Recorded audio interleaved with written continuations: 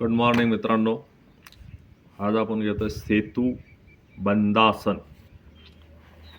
समुद्रावर जसा सेतू असतो तशा टाईप.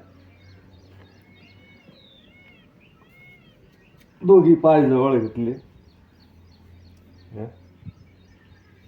आणि जेवढे कमर वरती उचलता येईल तेवढे उचलून हा सेतू, समुद्राचा सेतू म्हणजे पूल, समुद्राचा पुलासारखा सेतू होतो. श्वास एकदम नॉर्मल 2-3 वेळा घेऊन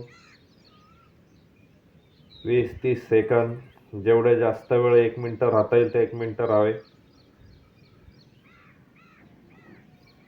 किंवा सपोर्टिंग काही लागत नसेल तर असंही हाताने सपोर्ट करू शकतो.